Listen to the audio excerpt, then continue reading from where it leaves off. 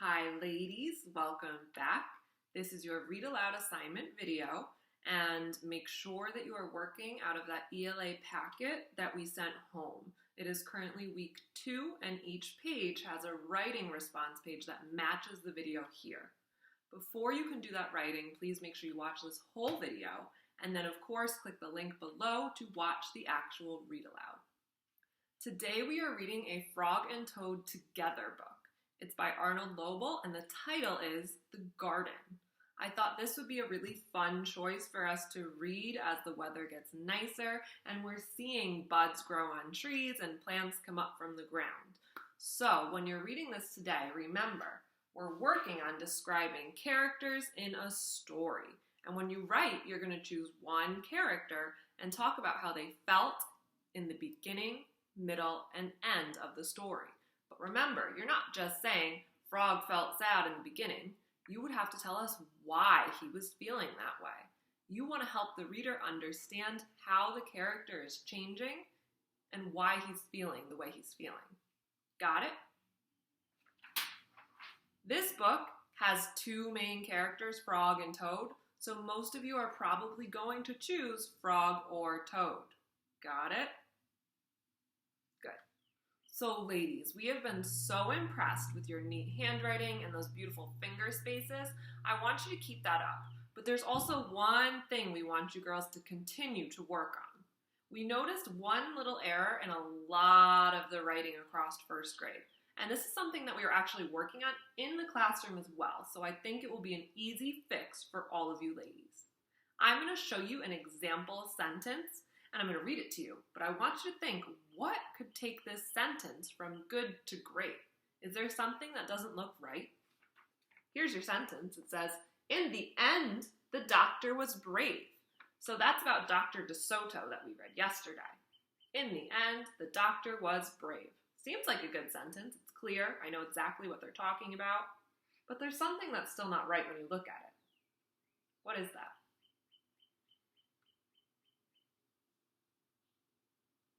Yeah, if you notice that I was a lowercase, do we start our sentences ever with lowercase letters? No. But did you also notice that throughout there were some capital letters in here, or uppercase? Should those all be uppercase letters? No. Are they a name or a special place? So that E should be lowercase. Same with those R's, T's, okay? So I want you to think, what should this sentence look like? Close your eyes and imagine it, and then I'm going to show you what I think it should look like. Okay, you ready? These are the corrections that I thought were important.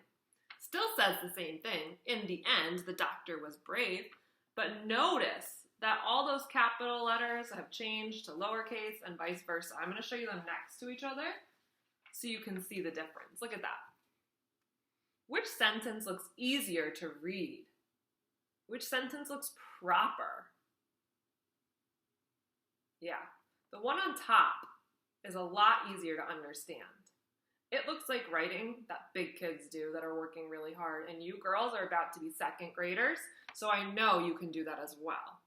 So even if you make a few errors while you're writing, you can always go back, reread your work, which you should be doing every time, but you can go back and specifically look if you need to erase any uppercase letters or lowercase letters and switch them out.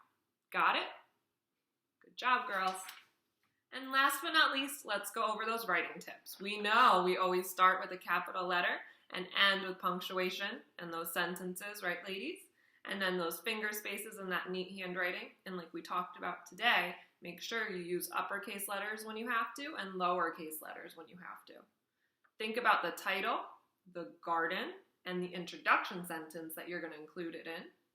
Make sure it's underlined. And then, of course, today, again, you're going to say, how did the character feel in the beginning, the middle, and the end of the story? And that's one character you're choosing. And then draw an illustration that matches your words. When you're finished, girls, do make sure your name is on top, and your grown-up can obviously send us a picture on Class Dojo, but also make sure it is saved in that file with that whole packet so that your teachers can look at your work when we are all back together. Thank you so much, ladies.